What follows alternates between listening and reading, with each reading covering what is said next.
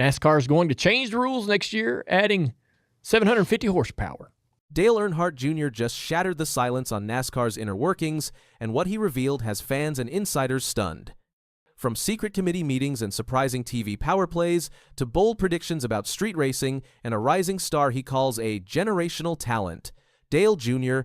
isn't just speaking his mind, he's shaking the foundation of the sport. Let's start with the revelation that has everyone talking, the truth about the NASCAR Playoff Committee. On his Dale Jr. Download podcast, Earnhardt shared behind-the-scenes details of what really goes on inside NASCAR's playoff decision-making body. As a respected veteran and now a committee member, many assumed his voice would carry serious weight, but what he revealed was far from that. According to Dale Jr., the committee isn't the powerhouse most thought it to be. In fact, he admitted their first meeting back in February was less about decisions and more about open-ended discussion. All we did was talk about different topics and see what comes from this, he explained. This is not a committee that's going to make a decision or come up, if we do happen to come up with some great ideas, those may be utilized, but we're not going to be the group that makes the final decision. That admission alone shocked many. The NASCAR playoff system, often seen as controversial and ever-evolving, has long been under scrutiny for the way it determines champions. To hear that even Dale Jr. feels his input might not make much of a difference was an eye-opener. And I have to accept the fact that I know that most of my thoughts and opinions may not make the final, the final result. Though it's clear he finds the process fascinating. But perhaps even more surprising was what Earnhardt said next. The influence, or lack thereof, of television networks on the sport's direction. For years, fans and critics have speculated that broadcasters, especially the major networks carrying NASCAR races, had a hand in shaping key decisions, from race start times to which tracks get prime coverage. But Dale Jr. shattered that perception. As we've went through this whole process, I've learned that TV does not like being considered as someone who has influence. According to Earnhardt, the networks have intentionally distanced themselves from appearing to sway NASCAR's decisions. They're like, whoa, we don't need to be in the business of influencing the sport on how they're going to do their deal. So they've withdrawn a bit and taken the position of NASCAR will make that call and we will be good with that. This clarification pulls the rug out from under a popular conspiracy among fans. While it doesn't mean networks have no input, it shows that NASCAR maintains ultimate authority and that even its most influential TV voices are taking a step back. Dale Jr.'s involvement on the committee makes sense. He's not just a Hall of Famer, he's been one of the most vocal critics of the current playoff system. He's long championed the old-school point system, where consistency across the entire season determines the champion as the fairest model. During his own racing career, Dale Jr. spent most of his time within the playoff era, which began in 2004. But he grew up watching his father, Dale Earnhardt Sr., race under the full-season format. The contrast between those eras has clearly shaped his views. Currently, the playoff system includes 16 drivers who qualify based on wins or points. After every 3 races, 4 drivers are eliminated until only 4 remain to battle for the title at Phoenix. It's dramatic, sure, but also unforgiving. One bad race can end a championship run, no matter how dominant a driver has been all year. While Dale Jr.'s influence on the committee might be limited, his voice in the sport remains loud, and he's using it to highlight what he sees as the next big opportunity for NASCAR: street racing. NASCAR's experiment with international street races didn't go off without hiccups. The league's event in Mexico City brought logistical headaches, from high-altitude concerns to travel issues that delayed the schedule. But despite the chaos, Dale Jr. believes it's a step in the right direction. I know everybody's experience may vary, but mine was a good one. Would I go back? Absolutely. Earnhardt said. He revealed that rumors are swirling about a return to Mexico City in the near future. While the timing might change, the enthusiasm remains high. More than that, Dale Jr. dropped hints about other potential street race locations. He mentioned there's a real chance of a future event in San Diego, a rumor that has since been confirmed. NASCAR is now finalizing plans for a San Diego street course next year, and it's largely thanks to momentum from figures like Dale Jr. At the same time, the Chicago street course, which returned last season, might be nearing its end. Dale Jr. hinted that NASCAR could pull out of that event using an opt-out clause in their contract, possibly as early as 2026. If that happens, Chicagoland Speedway in Joliet, a fan favorite that hasn't hosted a race since 2019, could return. it's a fascinating crossroads for the sport. On one hand, street racing opens new doors and brings NASCAR to urban audiences. On the other, it adds logistical complexity and risks alienating traditional fans. But Dale Jr. is clearly in favor of evolution, so long as it's done right. And speaking of evolution, there's one name Dale Jr. believes could redefine the future of NASCAR: Connor Zilisch. At just 19 years old, Zilisch has already made waves in the NASCAR Xfinity Series, winning the regular season championship and racking up 9 victories. And that's despite suffering a collarbone injury during a victory lane celebration. Now, he's secured a full-time Cup Series seat with Trackhouse Racing for next year, and Dale Jr. is betting big on him. Connor Zilisch is just a generational kind of talent, and I feel like he's got a real opportunity to be a big star in the sport. The sport needs personalities always, right? We've got great personalities in the sport now, but they move on, and you got to have another group coming in. And he wasn't shy about Zilisch's potential impact. And I think he could be something special for NASCAR and fans, and take our sport to places where he'd be eager to take us. Dale Jr. even predicted how Zilisch might fare in his rookie Cup season. While he expects some growing pains, especially learning the intricacies of the next-gen car, he believes Zilisch could contend on road courses immediately. Trackhouse's unpredictable form may keep him mid-pack at times, but with SVG, Shane Van Gisbergen, on board and contributing development knowledge, Zilisch will benefit right away. Wouldn't be surprised if Connor battles for a win at a road course. Dale Jr. said he'll have his own ability plus a reasonably solid race car, and Connor then, too, can start to improve on the car. That's not just a glowing endorsement, it's a challenge to the rest of the garage. Dale Jr. is laying down a marker. The next big star may already be here. In just a few short weeks, Dale Earnhardt Jr. peeled back layers of mystery around NASCAR's inner workings, hinted at the future of street racing, and put the spotlight on a young phenom. It's rare that a single voice can move the needle in a sport so steeped in tradition. But Dale Jr. isn't just any voice. He's a driver, a team owner, a broadcaster, a fan, and now an insider. And when he talks, NASCAR listens. From playoff politics to international circuits and rising stars, Dale Earnhardt Jr. just gave us all a glimpse of where the sport might be headed. And if his predictions come true, NASCAR is in for a thrilling ride. Hang on, Hamlin has come up into second.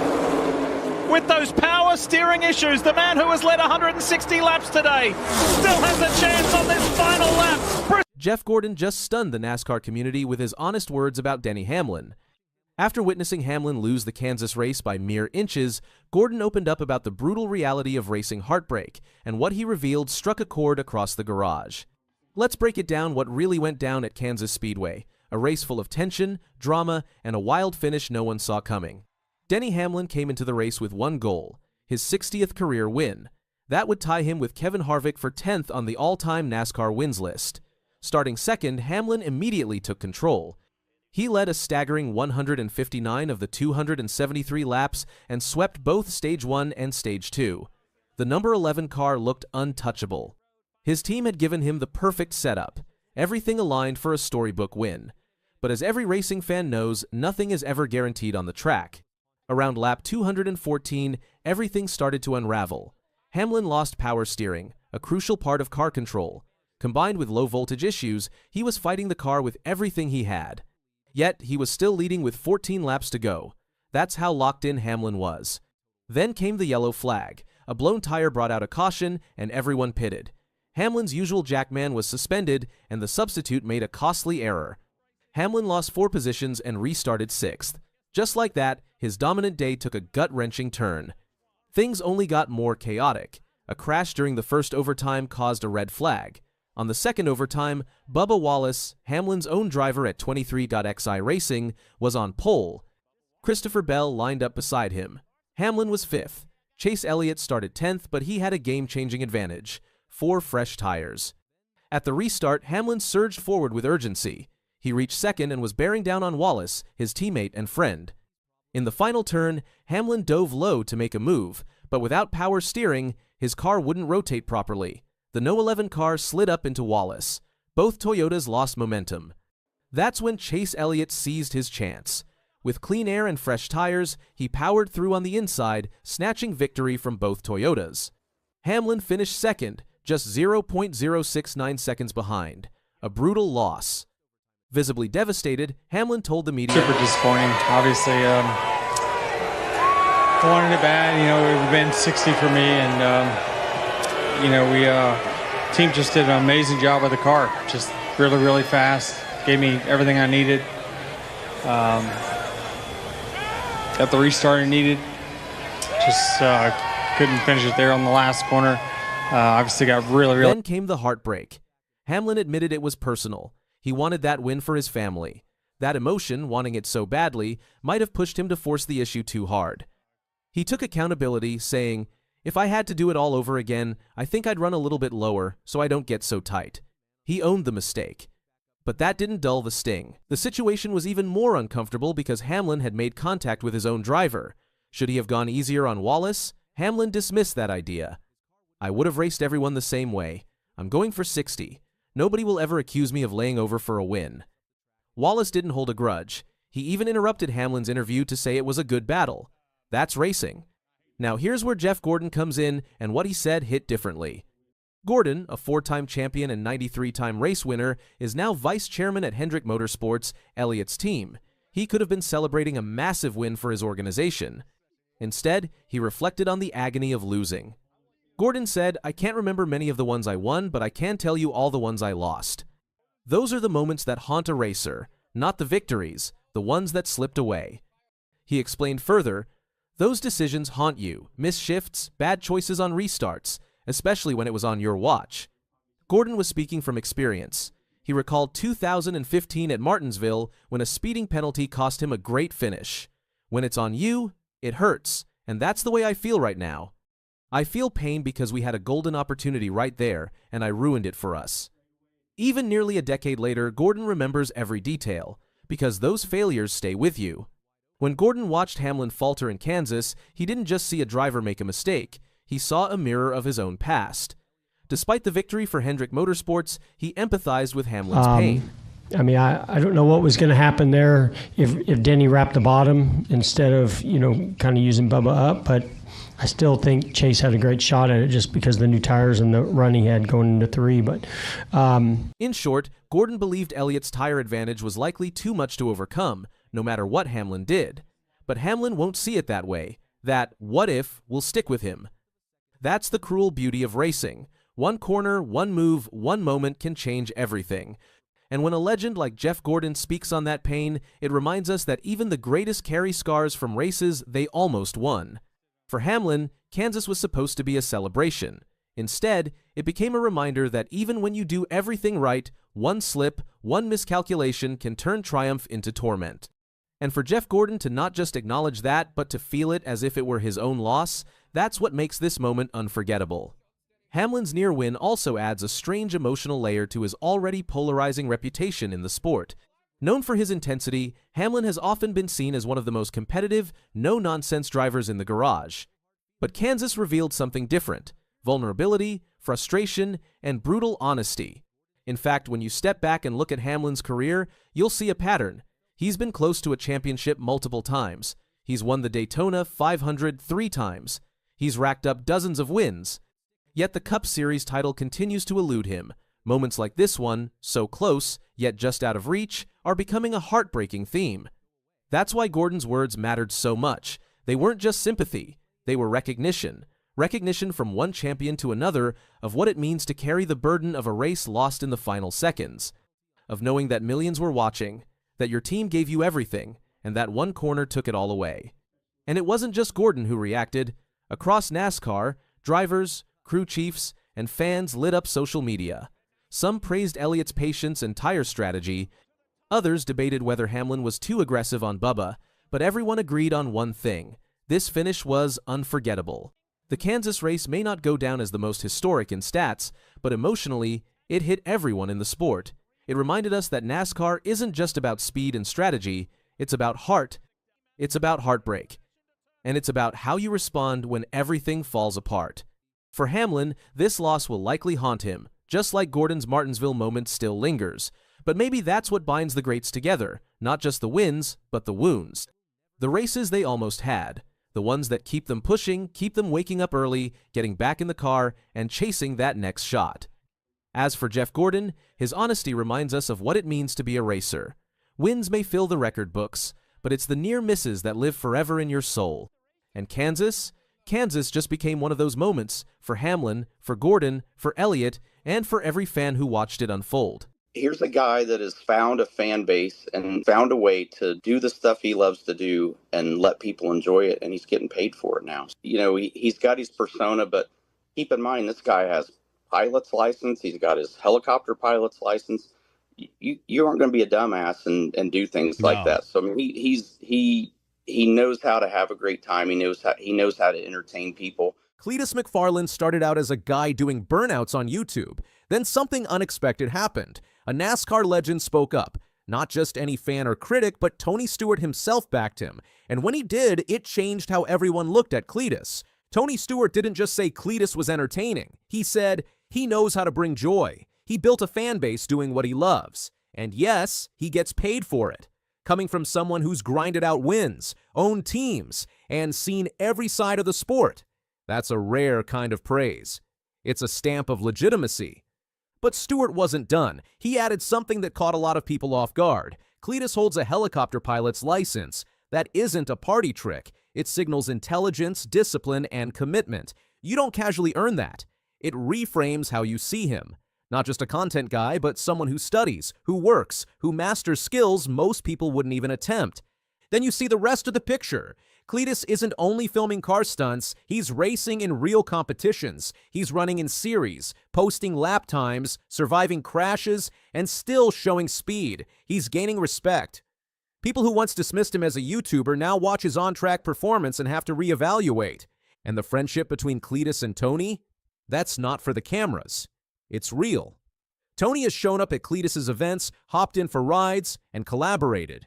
They enjoy working together. They respect each other, and when someone with Tony Stewart's background chooses to invest in someone's journey, that opens doors. Sponsors notice. Teams notice. The old school sees you in a different light. Cletus has built more than a channel. He created a movement. Over 4 million subscribers. Massive events like the Freedom 500. Collaborations with racing legends. A fan base that doesn't just watch, they show up in person. It's a culture that mixes raw adrenaline with authenticity. And Tony's support ties that world to traditional racing. What makes Cletus stand out even more is how he connects with his audience.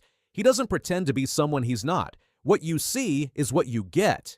That kind of transparency is rare in entertainment, let alone motorsports. Fans trust him because he invites them into his world, whether he's building a new car, tuning engines, or throwing on a helmet to go head-to-head with seasoned racers. He makes people feel like they're part of the action. And he's not slowing down. He keeps evolving his content, raising the bar on production quality and racing ambitions. He's organizing bigger events, testing his skills in tougher races, and gaining traction beyond YouTube. It's not just entertainment anymore. It's a career that continues to grow, fueled by grit and vision. All of this is happening while another story is exploding on the track. A 19-year-old named Connor Zilisch is rewriting NASCAR's expectations. In 2025, Zilisch claimed his 8th Xfinity Series win at Portland. He led the most laps and dominated an overtime restart. That win wasn't just a highlight, it was a signal. This kid isn't just good, he might be generational. Zilisch's rise hasn't been without its bumps. After one win, he celebrated by climbing on his car. He slipped, fell, and broke his collarbone. It was a scary moment that reminded everyone just how risky racing can be.